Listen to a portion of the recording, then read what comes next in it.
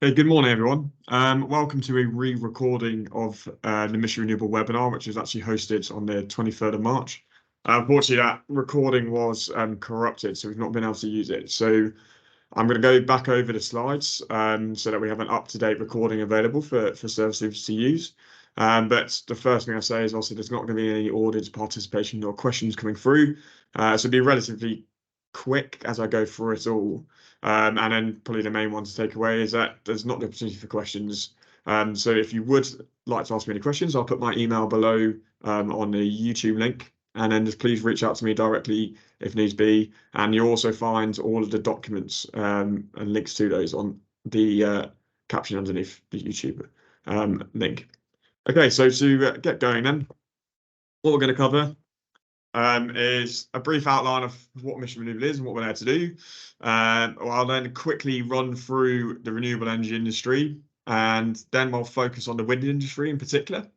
I'll then talk about what industry engagement opportunities we have currently ongoing, and finally, any training and employment opportunities that we have available right now. Come off the bandwidth. So, who are we, Mission Renewable? So we're an armed forces engagement initiative for renewable sector. We're partnered with Renewable UK, which is the trade body for renewables. And that gives us the legitimacy and also kind of the route into starting armed forces pathways within multiple different companies within the renewable sector. I suppose a caveat to say is Mission Renewable is relatively new. It's currently only 10 months old in terms of how long it's been actually up and running for. So we are in a process of starting these pathways, and you should start to see them towards the end of the webinar. But just there is a caveat of we're in very early stages at the moment. So for those of you who are currently going through your assessment or looking at starting your assessment process, then hopefully there'll be more opportunities available to you as you come round to actually your point of leaving the services. Okay, so to go through it nice and quickly, the renewable energy industry. So all of this information I'm about to go through is available on a thing called the Renewable Energy Sector Guide. Now, this replaces a sector guide that the CTP currently have.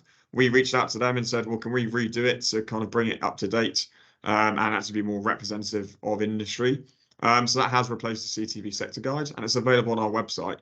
Now, on our website, you can either download the guide as a PDF, or I've actually broken the website down under the headline of what Renewable Energy Explained, and it's a more interactive version, so it goes through all of the different technologies and renewables. So you'll get to see some up-to-date videos and some infographics of how the different renewable energy technologies work. But the idea behind this is it's meant to give you a broader understanding of the opportunities in renewables. It doesn't go into anything in detail, so it doesn't outline jobs, etc.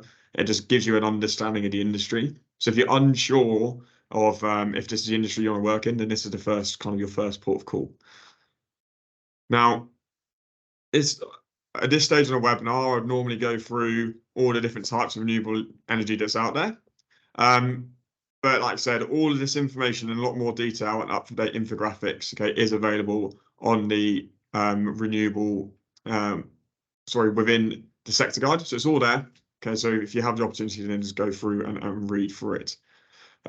What I've skipped straight through for this slide, okay, is to kind of give you the reason why we're going to focus on wind, but also to show you the potential of renewables right now. So this was taken the 26th of October 2022.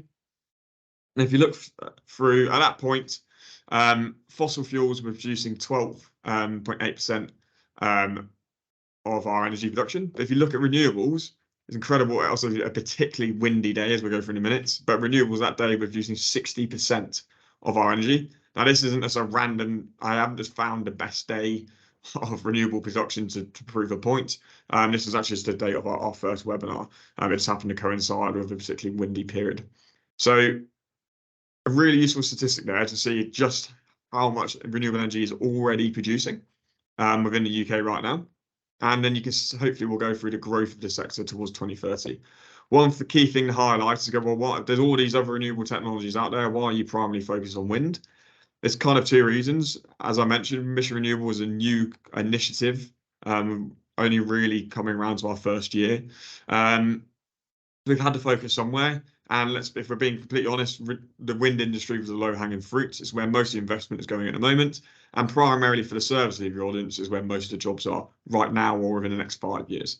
And you can also see just from that statistic there of the majority of renewable energy that's being produced in the UK, it holds, depending on weather conditions, but is the largest power producer. And then at the bottom there, you've got nuclear, which also provides that kind of steady flow, which is another industry that we do look at. And if someone is particularly interested in this, then please do let us know. And that's kind of an area that Mission Renewable also supports, even though it is debatable whether the nuclear power comes under renewable if it doesn't. But like I said, if that is an area of interest, particularly if you're from a Royal Navy background, having worked with nuclear power generation on aircraft carriers or submarines, then that's definitely an area that we can explore with you. Okay, and it's a quick bit of jargon busting. Obviously, not a UK document, but a very useful one nonetheless. You can start to see when you're reading the terminology or sort of the documents, it talks about kilowatts, megawatts, and gigawatts, mostly about gigawatts. And so the point at the bottom there is one I want you to focus on. Of 1 gigawatt is saying could power around 300,000 homes. Now, the UK government has set the target of reaching 50 gigawatts of offshore wind capacity by 2030. Right, so upscaling our current energy producing capacity to be 50 gigawatts. Right, so that's also an incredible kind of target to try and reach, and it's something the whole wind industry is currently in the process of trying to deliver. And there's also been a target, I think someone might be able to correct me in the comments, but I believe it's 20 gigawatts of floating wind by 2030 that Scotland have also come through and said they're going to try and introduce. And what I've got this in here, so one of the key things that I found actually very useful recently, and it's just happened to coincide when this webinar was released, of Guy Martin on Channel 4 has done a really interesting kind of 3-part documentary series on where does our energy come from. And it starts with traditional energy sources, renewables, and then goes on to kind of future bits. Now, that pretty much covers everything that's in the renewable sector guide. So if you are looking at the renewable energy industry, I'd absolutely recommend that you get yourself onto Channel 4, have a look through the 3-part documentary. You can start to see how our reliance on fossil fuels is changing, and we're moving towards renewables. He actually goes out and visits the Hornsea 2 project, which I will talk about later on. So it's a really good way, an easy way, to start to understand some of the stuff I'm going to talk about in this webinar. So if you have the opportunity, again, I'll put the link below if I can. I'm not sure yet. If not, you can find it just on Channel 4. Guy Martin's Great British Power Trip, a really good documentary to give you some form of understanding. Okay, so as I say, normally at that point we would have questions to go through the different types of renewable industry. But if you do have any, have a look. Please look through the sector guide first, and if a question still has been answered, then please reach out to me via email. So the wind industry. So there's a couple of really key documents, okay, which you would find useful when looking at the wind industry right now and looking for the opportunities that are available. I can put the links to these documents in the YouTube description below. If I'm unable to do that, again, then please email me and I'll send them out to you. The one on the top left is a really good kind of map which has been produced by Renewable UK, and it outlines all of the ongoing offshore wind projects that are currently in process right now, from those that are up and running to those that are have applied for consents to start construction. And it's very difficult to see, but from kind of your screen, hopefully you can see that a lot of that, there's a lot of yellow on that map, and those are all future projects, right? So you can start to see the growth of the industry and also where it's starting to happen. So obviously the East Coast is kind of the major area for offshore wind development, but then you also have some small pockets of Barrow and Furness and on the north coast of Scotland. The bottom one there's a Greenport Hole jobs and offshore winds, a really useful document to go through and just start to understand the industry better and really understand what's out there for you. And then finally, one on the right there is a guide that we've produced. So similar to the renewable sector guide, this is very specific to the offshore wind sector and is aimed at service leavers, right? So it's written by service leavers for service leavers with the support of industry, right? So RWE and the OIC Military Working Group, so part of the Offshore Wind Industry Council. They've provided lots of details to this, so this is relevant data which has come from companies who are in the industry right now. All right, so within that document, there's loads of different bits, and it goes through the life cycle of an offshore wind farm and talks about the different jobs that are available and their kind of pay rates. So between those 3 documents there and any others that I post in the description, you should start to be able to find a really good or gain a good understanding, okay, of what jobs are out there, okay, what to focus on. What's always really crucial for me to talk about at the moment is just because it's the one that's seen the most, lots of service leavers are really focused on being a wind turbine technician. Like, it's a very generalist point. Okay, it's like saying I want to join, I really want to join the army to be, and you just think the only thing they do is the infantry, or I want to join the navy, and the only thing you actually think you do is okay, well, just sailing, or I want to join the RAF and I want to be a pilot. There's plenty of other things out there that are probably that could be more relevant to your skill set than just wind turbine technicians. All right, so have a look through the opportunities, okay, and gain a full understanding of what's out there and what options are available to you. And to provide a bit of backing for it to why Mission Renewable exists and what we're here to try and do, and that's to try and support the skills gap within the wind industry. So a skills report was produced. This came out last year in 2022, and is looking at by 2030, there's going to be 100,000 job roles available in the offshore wind sector. There's currently 31,082. Now you've got a 3-fold kind of growth target by 2030 to meet that 50 gigawatt demand. So then we're starting to think, okay, so that's really interesting. That's a lot of jobs that currently now need to kind of be developed. So there's 60,000 or so to come around by 2030. So there's definitely the opportunity for growth in the industry. But what's also really important, that's not, again, I'll make the point, that's not 60,000, okay, wind turbine technicians, okay, it's all the other roles, logistics, everything else that goes into the development of an offshore wind farm, from HR, logistics, accounting, all the way through, okay? And it's also then really important to understand the life cycle of a offshore wind farm, which I'll talk about in a second, to understand where those jobs are coming and start to predict, okay, at what time are the roles relevant to me going to become available. Okay, now the next thing I've got there of supply chain, okay, it's just to understand the industry as well, okay? So the renewable energy companies aren't necessarily household names in the first place, but once you've done some initial investigation, you'll start to see some really common names coming across. And they tend to be wind farm owner operators, okay, so RWE, Ørsted, SSE, Vattenfall, RES Group, for example. So these are all wind farm owner operators. They own the wind farms, okay? You then hear kind of your OEMs, so the people that are producing or developing the turbines, turbine blades, etc., all the other little bits that go along with it. And there's 2 commons, one there, Vestas and Siemens Gamesa. They also all work within the same spheres. Okay, that's not the only jobs they do. But probably the key thing to take from this, and why we would put it in there, is all of the offshore wind farm owners and operators tend to contract a lot of their work out to service providers, the bottom ones. Okay, so I've just talked about there. And there are hundreds of thousands of these companies in the UK that provide very specific services. The reason why we highlight that is because actually we found over the last year or so, your larger offshore wind farm owners tend to have kind of, let's say, they are the top of the triangle. So they can take people with experience. They don't need to take new people on board. And when they take new people on board, they tend to do it through apprenticeship schemes, for example, where they have the opportunity to take someone, train them for 3 to 4 years, and then give them a role, and they know that they're at the standard that they want them to be. And now that is a really good opportunity, particularly for early service leavers, but not necessarily just for early service leavers, of understanding that there are ways into these larger offshore wind farm owners.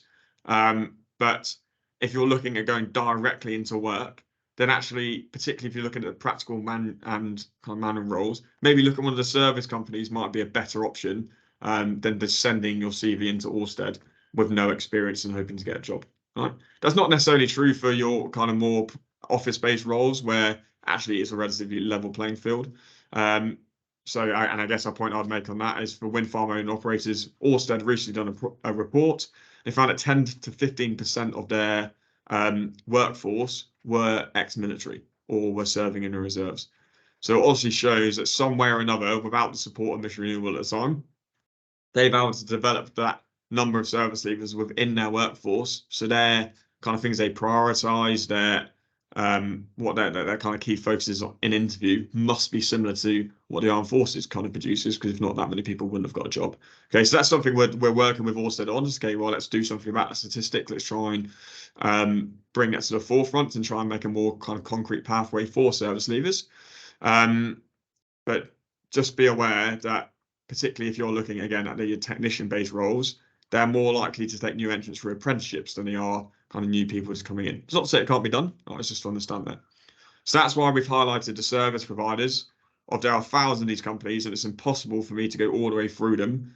But key point, it's a supply-based industry. Okay, lots of stuff is contracted out. So the way you find these companies, there's a few examples on the bottom there, is you go on LinkedIn, you look at wind turbine technicians, you join the groups, etc. For wind turbine techs on LinkedIn, and see which companies they started out with. Go onto their profile, scroll down to the bottom, see which company gave them the first start. Because these smaller service provider companies who are a bit more reactive and have to take on projects when they get them and would just need a workforce and kind of a pool of CVs they're sitting, are more likely to take on new entrants. Okay, so then what's the next thing I kind of referred to earlier, of understanding, okay, the life cycle and journey of an offshore wind farm. So the reason why this is really important, I've got there 7 to 10 years, and this is a good example for the Dogger Bank project, which has just been, it's now started construction, often northeast coast of England. So the origination phase that started relatively early in 2022. It's just an example. Okay, is to see that as you go through the phases, origination, development, construction, operations, there's a long period of time between them. So that Renewable UK map, which showed future projects, ones that are under construction, ones that are operational, I was understanding, okay, how long is it actually going to be until those jobs are available? So when they talked about there's going to be an extra 60,000 jobs by 2030, like I said, they're not all going to be practical hands-on construction or operational jobs, because particularly in the first 5 years, because most of the wind farms are actually being in a development phase up until that point. Okay, so it's about understanding the industry and knowing where do my skills fit, and then from there knowing which company should I be talking to and where should I be putting my CV in. So several large companies have just bought new or put in the bids for new offshore wind farms. Well, they might not be necessarily looking for technicians right now, whereas organisations that are up and running and have wind farms that are currently producing energy, well, then they might be looking for that. Okay, so it's about understanding what phase of the industry any kind of wind farms are in close by to you, or the companies that you're looking at, and understanding that as you go forward. Which then leads to this piece here. Okay, and I should reiterate, all of these documents and infographics, they come from RWE, and they are available in the Mission Renewable Offshore Wind Sector Guide.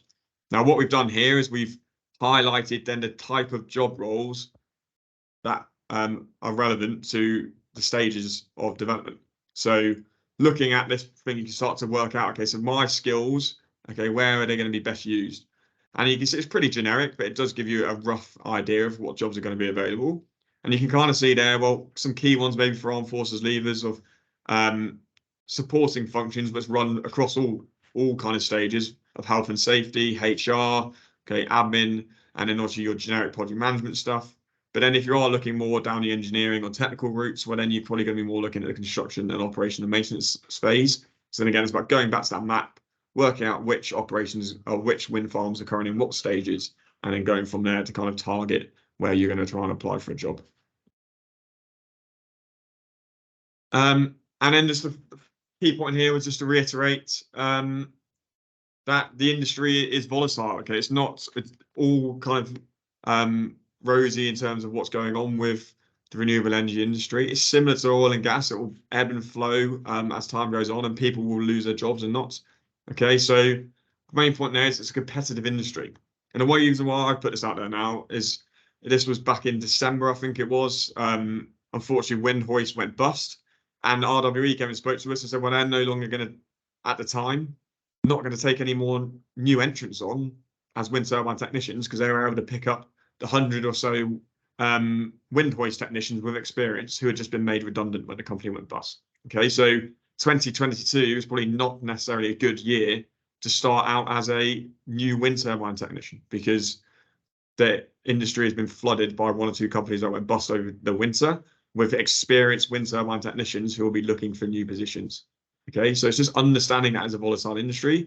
And that then leads on to the point of contract work versus permanent employment. Okay, so again, particularly for your technical based roles, there's the opportunity to do contract work where you're 6 months on, 6 months off, or 6 months in the UK during the summer season, and then maybe go and do another season in Asia or whatever that might be. And certain companies offer that. Right, it's just understanding that if you're on a contractor, then that's the way the kind of the industry works. So you might make really good money as a contractor in the UK, but you don't have that job security. So if your company that you own for doesn't manage to get a contract, or they're kind of outcompeted, or in this case they go redundant, kind of go bust, you have no protections there to support you, and you will lose your job. Okay, so it's understanding the risks that are associated with that and how that might be different to the military, which you compare that to permanent employment. And this is a really one that I always lead back to kind of the apprenticeship style of a lot of individuals want to work for your offshore wind farm owners, your Ørsteds, RWE, SSE, etc., because they can offer that permanent level of employment. The pay might not also be as good, but it's still very good in comparison maybe to the military. So it's understanding of what's important to you. Do you want that stability, or are you basically all about trying to kind of find a footfall in the industry and making as much money as quick as possible? It just depends what your priorities are. And then there's a couple of CV tips, just some stuff we've picked up from speaking to renewable companies who've looked at military CVs and stuff. It's a skills-based industry, okay? So just the thing of putting a functional CV, so instead of having a chronological CV, having your kind of key skill headings as the main part. So if it's engineering, or if it's for a technical role, then having your engineering stuff at the top, because that's the bit they're going to read. Okay, and then you providing backup supporting evidence from your entire career to support that one element. Okay, if it's project management, then you can talk about leadership, you can talk about stakeholder engagement, and everything from your career that is relevant to those points then goes under that heading. Instead of doing your chronological CV where it's like this job, this job, this job, this job. Because particularly for some of us who have spent a relatively large period of time in the military, you might have changed jobs every 2 years. Right? But some of the things you're doing is actually quite similar. So it looks like a really strange CV because you've got loads of different jobs, but with the same overarching company. And most of the points are very similar to each other. Okay, so maybe a chronological CV is a better option. That's only a suggestion. Okay, absolutely Mission Renewable myself, we're not CV experts. Okay, we don't claim to be. It's just what feedback we've had. And I've got there, sorry, to miss the top point. Put your relevant skills in the top. This is particularly important if you are focusing on a sort of role that requires you to have a specific skill.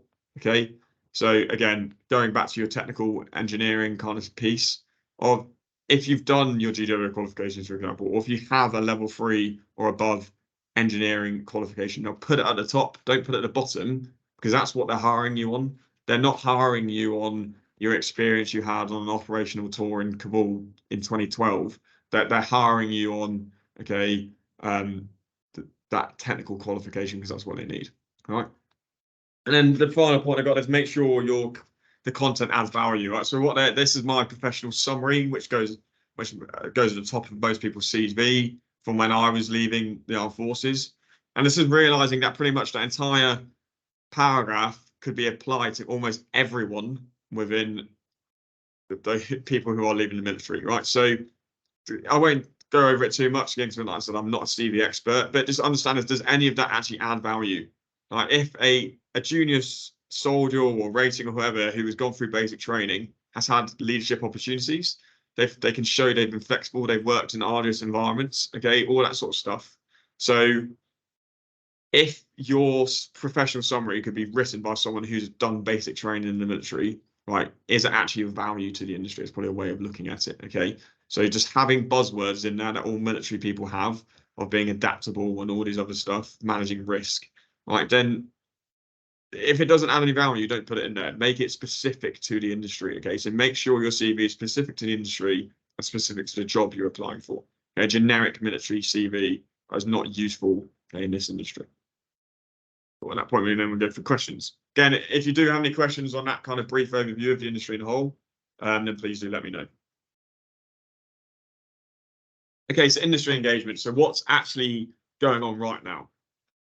So like I said, the kind of the piece at the beginning of all of this work that's happening is taking time and it's in its very early stages. Okay, so for those of you who are leaving right now, there's probably different opportunities available to those who are you leaving in the next 12 months, because by the time that comes around, and hopefully there'll be more out there. So as I've mentioned, Mission Renewable is kind of focused, once we've kind of gained the support from the Renewable Trade Body, on those offshore wind farm owners and developers. So our member companies now still Ørsted, RW, and SSE. And a good example of something we ran recently was a direct pathway for service leavers into SSE, okay, as engineers, so wind turbine generator commission engineer. That was a project that just ran, so ran in February, where we had 18 candidates apply. The hiring manager came back and said of the 18, he received 11 CVs, and he actually said he would have taken on all of them if he could. All right, so that's a really promising sign, okay, for what's going on in industry. And of those 11, he narrowed it down to 2 individuals who have now been given a direct job within SSE. That's going to be all their training paid for, all the other bits that comes along with the perks, company car, and other little bits for that job role, really good wage. Right, so it's understanding that these opportunities are out there, but for the moment they are few and far in between. But we are looking to highlight them and kind of use this as examples for the rest of industry. Okay, so again, following Mission Renewable, looking at the opportunities that we post, they should give you a starting platform of where to look. The key thing for this is the individuals who went through this process didn't pay for any of their training or anything else along the lines. They didn't have to do anything particular related to SSE. They just had a level 3 above electrical mechanical qualification, right? And then they just interviewed well to get it. Okay. Another project which is currently ongoing actually is looking at, we've now done the re-recording. I met with I7V, a representative of I7V yesterday, talking through a development of a pathway similar to what I've just spoke about with SSE. So I7V are one of those service companies, and they have multiple different companies which sits under the I7V banner, and we are looking at setting up direct pathways into I7V. Now that's initially focusing on in Scotland, okay, but then hopefully if it's successful and grows, okay, we'll look at projects down the east coast of England and down into East Anglia. So this is a really interesting opportunity. It's moving very quickly. The idea is looking at maybe putting service leavers for a 4-week civilian work attachment to a company, get some experience, do some training, and hopefully be offered a job at the end. Now, for those of you, and like I said, this is happening right now, and each day goes by, it's developing, looking probably to start in around June, and we'll probably host a webinar specific to this event. However, to register your interest at this early stage, please send me a direct email if this is something that is of interest to you. Like I said, it's focusing on all roles, not just for technicians, okay, all the different roles that might be out there. And other opportunities, I'll just go through them now. So this is stuff that already exists. So Green Skills Boot Camps. So this is fully funded GWO training for those looking at kind of your technical manual roles. So the opportunity is out there, and it's going to, if you go onto the websites right now, you'll start to see, well, there's not much out there, George. It's all changed. That's because the contract's running on a 6-monthly basis. The next set of courses that's going to get launched will come out in April. And this is government funding, which is to support green sector jobs. Okay, so basically it's the opportunity for all of your GWO training, which is your kind of your courses that you need to have to be able to go and work on wind turbines, okay, can be paid for by the government. And there's also a guaranteed interview with a company at the end. Right, so this is completely free to you. You can go and do all your training, like I said again, and you have a guaranteed interview at the end. Right, now there's multiple areas. They're doing it in the northeast and the northwest. It's done on regions. Again, I'll put the links to where you can find these, okay, in the YouTube banner. But the main point is that if you just Google Green Skills Boot Camps, okay, you'll be able to find some information on it. If you do this in March, you won't be able to find anything because most of the courses have been taken up. And once they're done, then they get removed from the website. But then in April, it'll be reintroduced, okay, and you'll be able to sign up. So there's 2 examples there. of wind energy technician, wind technician team leader that have been delivered by Survivex. And then in, for example, the Northeast, we know that Maersk, for example, have also kind of signed up to this to kind of look to deliver green skills boot camps. Right. And then the one underneath is apprenticeships. So one that we're really keen to focus on and kind of push the point. There's apprenticeships coming up left, right, and centre in all types of jobs within the industry. Right? So it's not just for wind turbine technicians. There's apprenticeships coming up for health and safety. RWE have just literally run a trial, and that was with a service leaver who's now currently running a health and safety apprenticeship within RWE.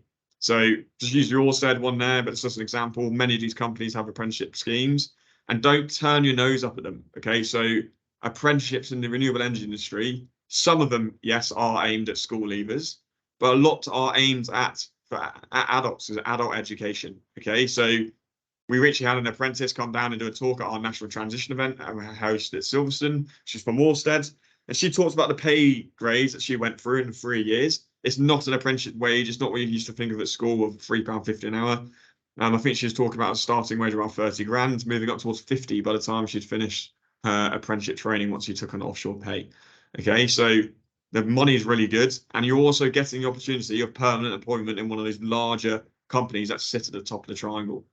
Okay, so a really interesting one. Don't turn your nose up at it. Look at the apprenticeship schemes, and currently the apprentice applications I think are open right now. Right, so definitely something to get involved in if you can. Picture on the top right is an opportunity in Boston. So there are certain companies out there. We don't work directly with Boston Energy at the moment, but we have kind of coincided with some stuff. They do some really good bits where they have a direct armed force engagement scheme. So I think they took 8 on the last round. So if you're a service leaver looking to become, again, this particularly focused on wind turbine technicians, then have a look at Boston's website. Okay, and they have the opportunities available where they can put you direct. I think it's into roles in Siemens Gamesa or whoever they're contracting with. Right. And then the bottom right there, I've just got LinkedIn, an example of a group, wind turbine professionals, of use LinkedIn. It's your friends. All the jobs get posted on there. You can find other wind turbine technicians who are currently in the role. Look at who they started out with. Look at which companies are starting to post jobs. Okay. And then from there, that should help with your kind of job hunt as you go through. Now, what I got at ALCAS funded GWO courses. Now, this is a really interesting one. It's caused a lot of debates and something that we're in constant discussions with both with MOD, with government, and with GWO, and the training providers and employers are all kind of together trying to discuss and unpick this. Now, currently, there is the opportunity to use your ALCAS accreditation to do some armed force, to do your GWO courses, which is accredited by ITC first. So there's some nuances there that you can try and unpick. But our belief from Mission Renewables, we would always recommend that you're better off spending your ALCAS money doing a level 3 or above, or if you already have one, then expanding that course in electrical and mechanical engineering. Like I said, if you've already got it, then doing level 4, level 5, because that's more, you're more likely to be employed. Okay, so it's understanding that doing your GWO courses does not mean you're going to get a job within the industry. Okay, and there's quite a few service leavers who now approach Mission Renewable, and it's becoming more prominent, who have paid up to £5,000 for their ALCAS course to do their training and now don't have a job. Yeah. So our advice to you is use your money for courses, find a job with a company and get them to pay for your course, because they will expect to pay for it. Almost all companies expect to pay for their people to go through GWO training. Okay. For example, as with I7V yesterday, talking through that workshop, and because they own all parts, they have a training company, they have an employer or service company who's doing direct blade repair, all these other little things. They think it costs them around £15 per head to put someone through GWO, whether it's going to cost you as an individual or your ALCAS credit £5,000. Okay, or sorry, £15 per course, they said. Right, so, or module. So that's a really interesting kind of piece there of just think about what's more important, is the employment or is it having a GWO accreditation? Now, some people, and I completely understand it, will say that you need your GWO to be able to find a job, and that might be true with some companies. And if you're willing to do that, okay, then that's perfectly fine. And we work really closely with APS training and AI Survivex, who I believe at the time are the only ones that currently provide this. And we're supporting what they do because it's a really good initiative for helping people get into the industry. Okay, and if they didn't do that, then there would be nothing else out there. It's just a caveat that it doesn't guarantee you're going to get a job.